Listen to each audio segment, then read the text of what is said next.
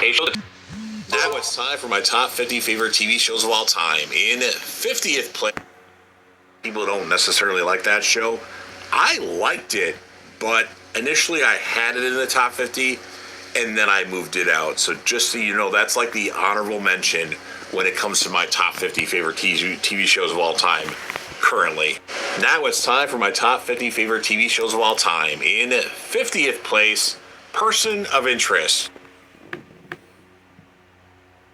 A show that's currently on Amazon Prime. Former CIA agent Reese, played by Jim Caviezel, now presumed dead, and billionaire software genius Finch, played by Michael Emerson from Lost, join forces as a vigilante crime-fighting team using Finch's program, which employs pattern recognition to determine individuals who will soon be involved in violent crimes. They combine Reese's covert operations training and Finch's money and cyber skills to stop crimes before they happen, and then eventually they're joined by Army Intelligence Support Activity Supervisor Shaw later in the show. It's a show that I never finished. I watched either 3 or 4 seasons. It has 5. It was a good show.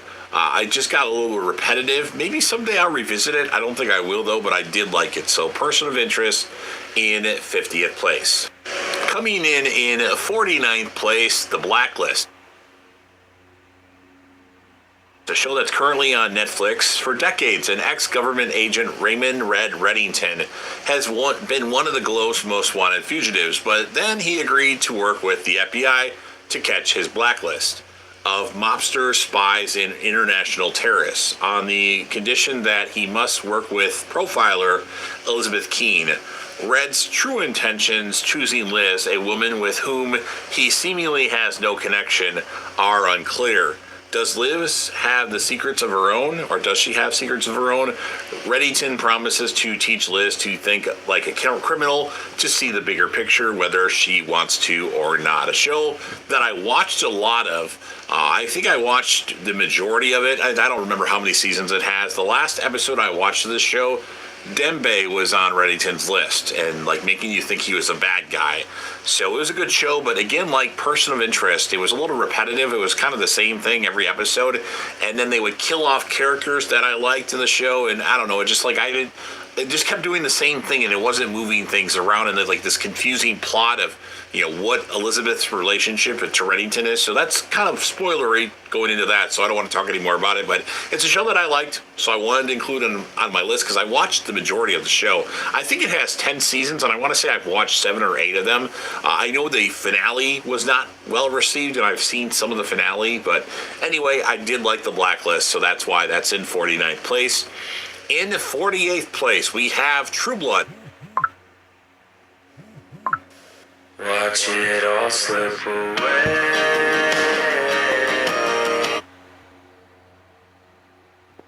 The show that's currently on HBO Max.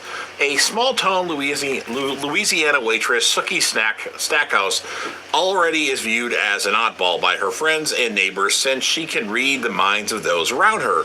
She doesn't exactly help her reputation, though, when she falls for Bill Compton, a 173-year-old vampire who has come out of the coffin, along with many of his undead compadres. Now that a new synthetic blood has been made, it is possible for vampires to survive without preying on humans. Still, the conservative locals aren't wild about mortal vampire liaisons, especially Sookie's boss, Sam Merlot, who carries a torch for her. So it's a really good show at times.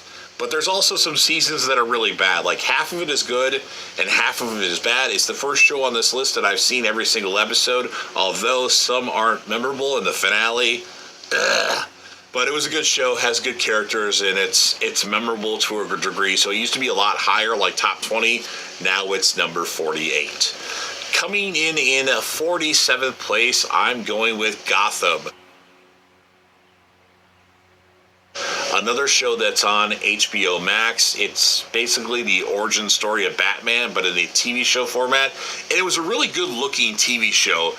James Gordon is a rising detective in the dangerously corrupt Gotham City, where his late father was successful a successful district attorney, brave, honest, and determined to prove himself, Gordon must navigate the dirty politics of Gotham's justice system, as well as the rise of malevolent villains, including the Penguin, the Riddler, and Catwoman. The series also chronicles the life of young Bruce Wayne, who becomes an orphan when his billionaire parents, Thomas and Martha Wayne, are murdered. Gordon becomes a friend to young Bruce as he finds his way towards becoming the iconic Cape Crusader. So it was a really good show, but it had too many freaking episodes. Like they did this thing where they go on for 3 weeks and then take like a month off or something like that, and I just kind of lost interest at that point. I don't remember how much of Gotham I watched. I want to say it's 5 seasons, and I might have watched the first 3, but it had some really good moments on it, so I had to include it on the list, but I never actually finished it. Coming in 46th place, I'm going to go with The Sinner, a show that used to be in the top 25. It's currently on Netflix, and full disclosure, I only watched the first season and like the first 3 or 4 episodes of the second season, and then I fell off. I think it goes 3 seasons, but the premise is Detective Harry Ambrose investigates a chilling new homicide. Each season, he employs some unusual tactics and deep capacity for empathy to solve his cases. His boundless dedication is driven by his dark past, leading him into powerful and often dangerously intimate bonds with his suspects. The Sinner is a blend of thrilling murder investigation and raw character drama, creating an electrifying ride with standout performances. Now, this stars Bill Pullman, who is the main character. He's in every season, and the first season has Jessica Biel, and I really liked where that first season went, but then I just didn't think the other parts were what I saw. I didn't think the rest was interesting, so that's why The Sinner is in 46th place. Coming in 45th place, we have Hannibal. It's a show that's currently on Amazon Prime, and you have gifted criminal profiler Will Graham has a unique way of thinking that allows him to empathize with anyone, including psychopaths, but while helping the FBI pursue a particularly complicated serial killer, he decides he could use some help and enlist the brilliant psychiatrist Hannibal Lecter. The two form a partnership, and it seems that there is no villain that can't catch together. There's no villain that they can't catch together, but Hannibal Lecter harbors a dark secret. His own brilliant mind has gone to the dark side, and he has more in common with criminals they hunt than Will could possibly imagine. Now, it's a show that I've watched the first season and almost all of the second season. I think I have 3 episodes left of the second season. It's a show that I kept falling asleep during. I like the show. It's a really, this got on network television. It's really there's some scenes in there that are very controversial, and I'm surprised it made it to television. I mean, it would have been better if the show was on Max, or a show that didn't have to deal with any boundaries of network television, but I really like what I've watched. I just haven't went back to it yet. I do intend to finish Hannibal, but I think it's really good. Coming in 44th place, I'm going to go with You. A show that's on Netflix.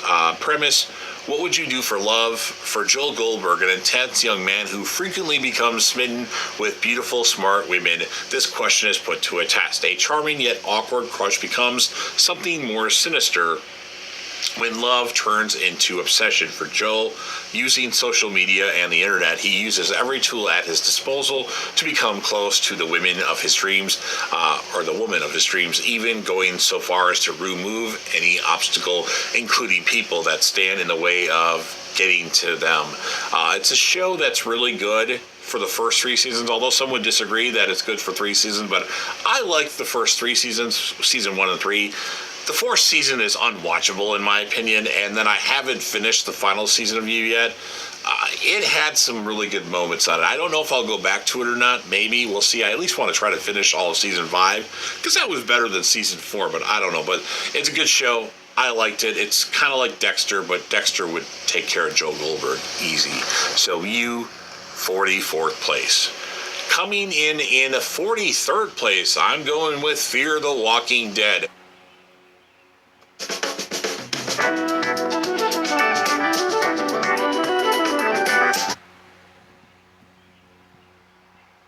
show that's currently on Netflix. You can also watch it on AMC Plus.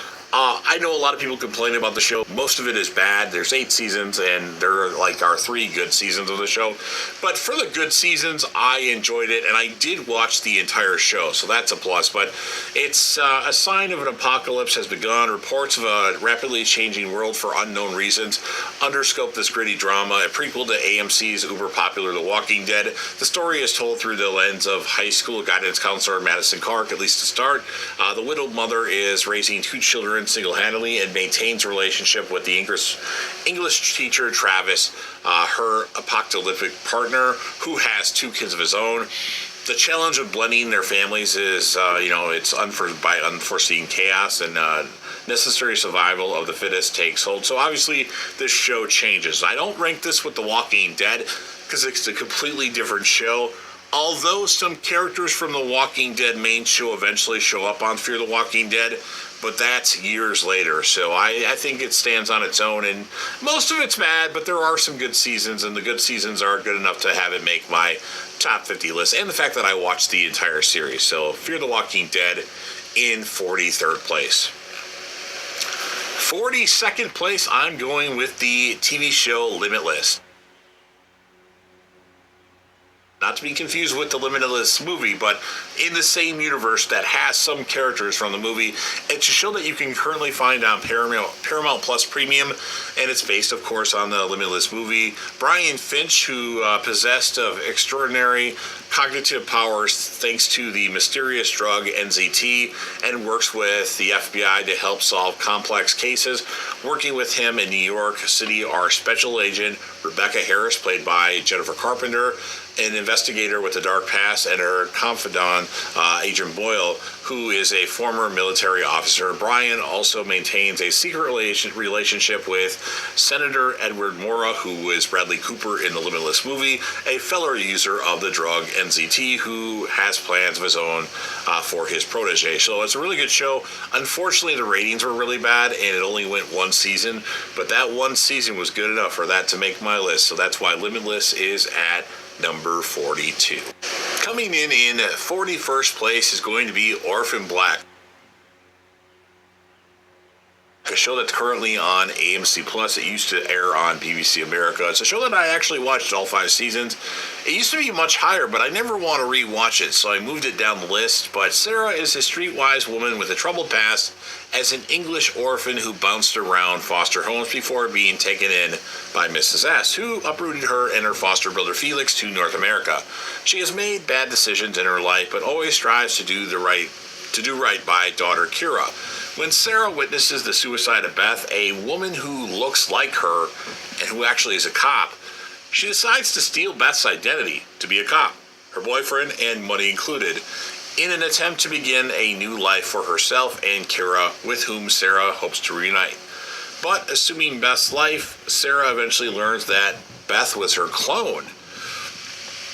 It doesn't go as smoothly as she anticipates because Beth was a cop caught in the middle of a deadly conspiracy, making Sarah the new target. Sarah must fight to stay alive while trying to escape from the complex web. As more threads appear, Sarah is pulled deeper, and Felix becomes her one true confidant. So it's a good show. I just don't rewatch it, so I put it lower on the list. Coming in 40th place, I'm going to go with Young Sheldon, a show that's currently on HBO Max. I only watched the first season of the show. I know I'll like it if I finish it. Obviously, it's a prequel to The Big Bang Theory. For young Sheldon, it isn't easy growing up in East Texas, being a once-in-a-generation mind capable of advanced mathematics and science isn't always helpful in a land where church and football are king. And while the vulnerable, gifted, and somewhat naive Sheldon deals with the world, his very normal family must find a way to deal with him. His father, George, is struggling to find his way as a high school football coach, and as father to a boy he doesn't understand, Sheldon's mother, Mary, fiercely protects and nurtures her son. So, again, I watched the first season, loved it, but just never got a chance to rewatch the rest of it or watch the rest of it. It's on HBO Max. I assume at some point I will watch all the episodes of Young Sheldon. So that's in 40th place. Coming in 39th place, a show that I haven't watched in a long time. I'm going to go a Step by Step. Actually a free iPhone, or did I just give my social security number to a random website for a brick in a box?